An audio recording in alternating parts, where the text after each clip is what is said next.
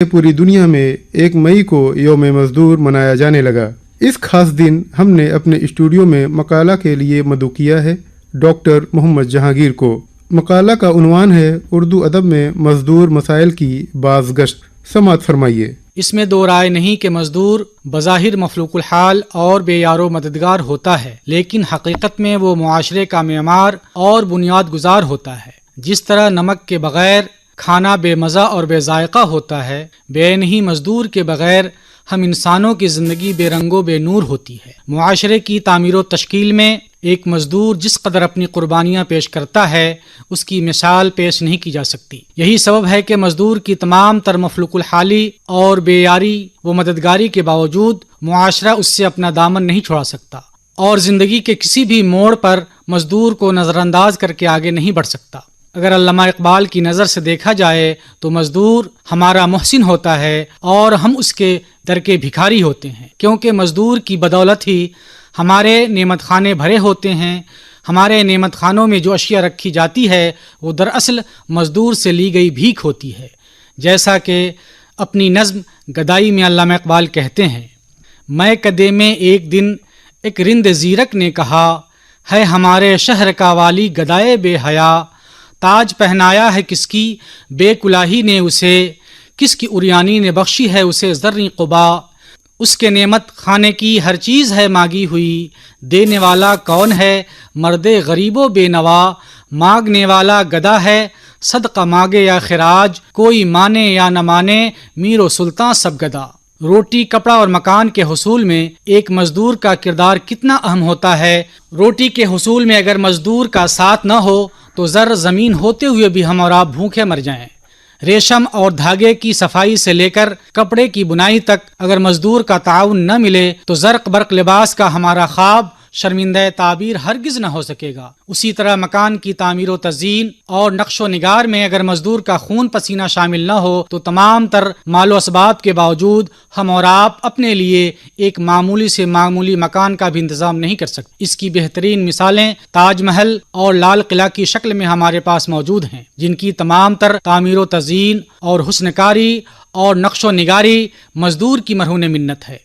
गोया एक मजदूर हमारे मुआशरे के लिए बहरहाल नागुज़ीर है। उसके बगैर एक कामयाब मुआशरे का तसव्वुर हम कभी भी नहीं कर सकते। इसके बावजूद अगर हम और आप मजदूर के साथ दरिंदगी और गैर इंसानी रवैये का मुजाहरा करते हैं, उसके हुकूक की पामाली करते हैं और उसे दर्दो कर्ब से दोचार करते हैं, तो हम और आप किस लिहाज से अपने आप को तालीम याफ्ता और मुहज़्ज़ब इंसान कहलाते हैं, इस पर हमें और आपको संजीदगी से गौर करने की ज़रूरत है। पहली बार 1 मई 1886 ईस्वी में मजदूर मसाइल और उसके हुकूक की बाजियाफ्त की कोशिश की गई थी और उस वक्त से लेकर आज तक ये सिलसिला जारी व सारी है।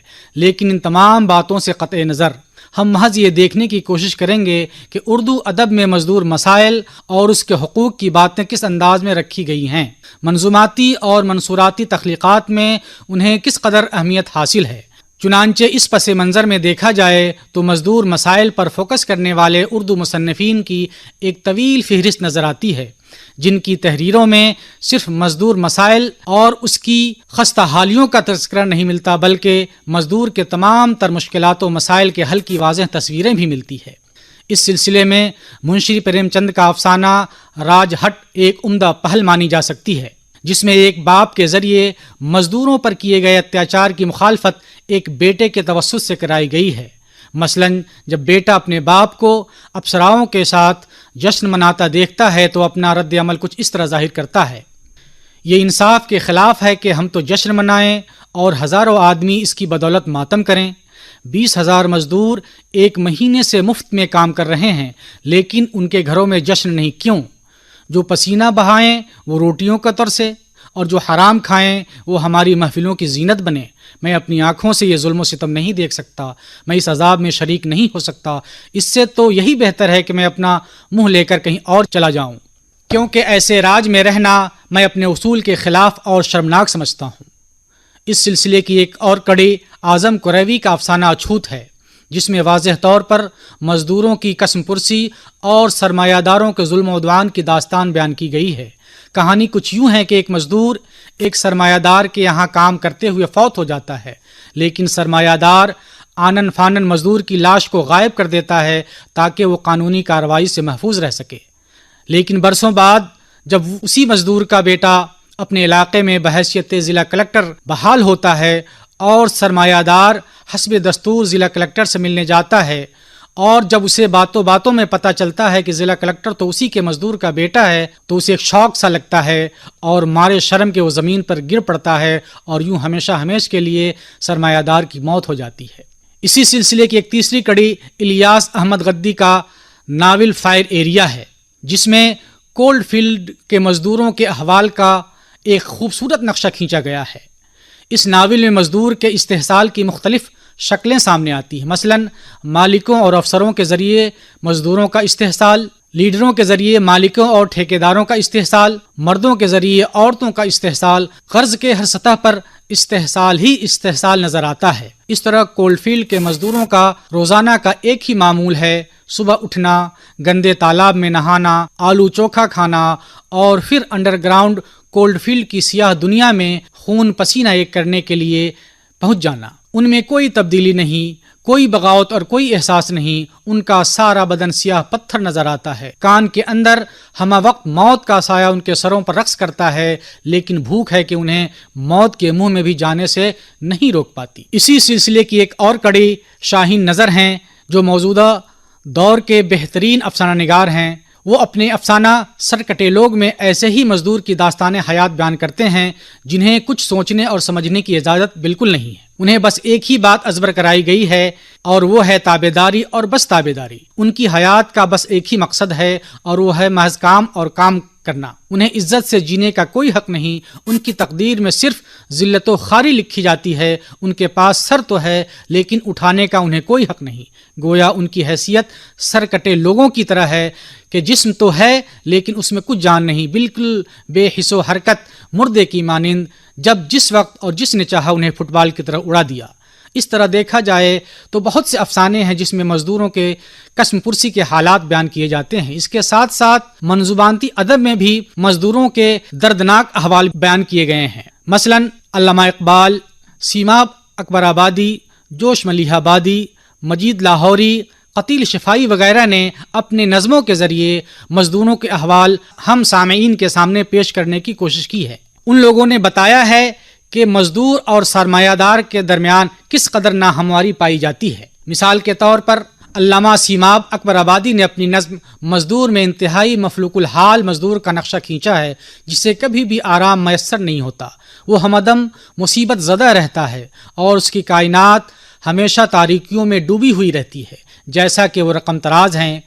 گرد چہرے پر پسینے میں جبیں ڈوبی ہوئی، آنسوؤں میں کوہنیوں تک آستیں ڈوبی ہوئی، اس کے دل تک زندگی کی روشنی جاتی نہیں، بھول کر بھی اس کے ہونٹوں پر ہنسی آتی نہیں، ایک لمحہ بھی نہیں اس کو مصیبت سے نجات، صبح ہو یا شام ہے تاریک اس کی کائنات۔ اس کے برخلاف الطاف مشتدی نے اپنی نظم مزدور کی تصویر میں مزدور کو ابن آدم کے حق میں باعث توقیر بتایا ہے، اس کے وجود کو اہل ثروت کے حق میں اقصیر قرار دیا ہے، نیز اس حقیقت سے بھی روشناس کرایا ہے کہ محنت کش مزدور کی ایمانداری کی چوکھٹ پر فرشتے اپنی جبین نیاز خم کرتے ہیں اور مزدوروں کے ہاتھوں ہی رحمت ربانی کے دروازے کھلتے ہیں۔ ان تمام احسانات کے بعد بھی مزدوروں کے حقوق کا خیال نہ رکھنا احسان فراموشی کے سوا اور کیا ہو سکتی ہے۔ مزدور کی تصویر کشی کرتے ہوئے وہ کہتے ہیں، چشم عبرت آ دکھاؤں میں تجھے وہ سرزمیں، چومتی ہے جس کی چوکھٹ کو فرشتوں کی جبیں، جس کی ہے گاڑھی کمائی سود خاروں کے لیے، جس کی جان زار ہے سرمایہ داروں کے لیے۔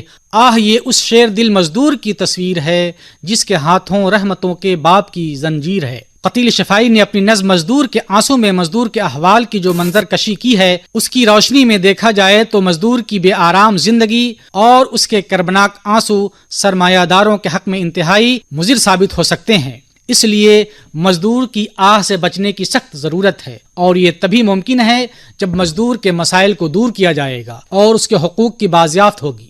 بقول قتیل شفائی، برسوں نہیں دیکھا کبھی آرام کا منظر، بیکل ہیں ازل ہی سے بلکتے ہوئے آنسو، ڈرتا ہوں کہ دنیا میں نہ آ جائے قیامت، بھونچال ہیں بھونچال تھرکتے ہوئے آنسو، زردار کے سینے میں ہیں گڑتے ہوئے بھالے، مزدور کی آنکھوں سے ٹپکتے ہوئے آنسو۔ لطیف فاروقی کی نظم مزدور اور سرمایہ دار کی روشنی میں دیکھیں تو مزدور سخت سے سخت گرم موسم میں بھی مہوکار رہتا ہے، تپتے ہوئے صحرا میں بھی اپنی ذمہ داریوں سے پیچھے نہیں ہٹتا، یہاں تک کہ ہمارے اشراف کی زندگی بھی ایک حد تک مزدور کے اوپر ہی نربھر ہوتی ہے۔ اس کے باوجود ہمارے اشراف مزدور کو حقارت کی نظر سے دیکھتے ہیں، یہ کس قدر غیر اخلاقی بات ہے۔ چنانچہ لطیف فاروقی رقم تراز ہیں: موسم گرما ہے سر پر آ چکا ہے آفتاب، بھن رہے ہیں جانداروں کے بدن مثل کباب، ایسے میں ایک کھیت میں مزدور مہوے کار ہے، جس کی محنت کا پسینہ ہر گھڑی خوں بار ہے، دیکھ او مستے میں پندار او سرمایہ دار، تیری روزی کا انہی لوگوں پہ ہے دار و مدار، ڈالتا ہے جس پہ دائم تو حقارت کی نظر، زندگی اس کے سوا ہوتی نہیں تیری بسر۔ ام شہاب لدھیانوی کی نظم مزدور کی برسات پڑھنے سے یہ راز کھلتا ہے کہ ایک طرف سرمایہ دار اور خوشحال طبقہ موسم برسات کا لطف اٹھا رہا ہوتا ہے تو دوسری طرف مجبور مزدور موسم برسات کی پرواہ کیے بغیر اپنی جانوں کو ہتھیلی پر رکھتا ہے اور گھر سے باہر نکل پڑتا ہے تو محض اس لیے تاکہ اس کے بال بچوں کو ایک وقت کی روٹی مل سکے۔ جیسا کہ وہ کہتی ہیں: ہر طرف سے جمع ہو کر آ گئے ہیں ابر باد، شاد ہے مسرور ہے مخمور ہے ہر خاک زاد، ایک بشر لیکن ہے پہلے سے بھی کچھ تشویش ناک، دھل گئی ہے ابر کے چھینٹوں سے گو چہرے کی خاک، ڈھونڈتا پھرتا ہے مزدوری کوئی دیوانہ وار، پاؤں میں ٹوٹی ہوئی جوتی امامہ تار تار، مہ برسنے میں بھی نکلا ہے کمانے کے لیے، گھر میں ایک دانہ نہ تھا کھانے کھلانے کے لیے۔ اس طرح ہم دیکھتے ہیں کہ اردو ادب کے نظم و نثر دونوں اصناف میں مزدور مسائل اور اس کے حقوق کی بازگشت واضح طور پر سنائی دیتی ہے کہ ستانہ زیر دستوں کا نہیں اچھا زبردستوں، کہ آہیں ان کی لرزاں دیں گی جا کر آسمانوں کو۔ القصہ پیغمبر اسلام صلی اللہ علیہ وسلم کے اس جاویدانی پیغام کے ساتھ ہم اپنی گفتگو کو ختم کرتے ہیں کہ مزدور کا پسینہ سوکھنے سے پہلے اس کی مزدوری دے دینا ہم سب کا بنیادی اور ایمانی فریضہ ہونا چاہیے۔ ابھی آپ ڈاکٹر محمد جہانگیر سے مقالہ سماعت فرما رہے تھے۔ مقالے کا عنوان تھا اردو ادب میں مزدور مسائل کی بازگشت۔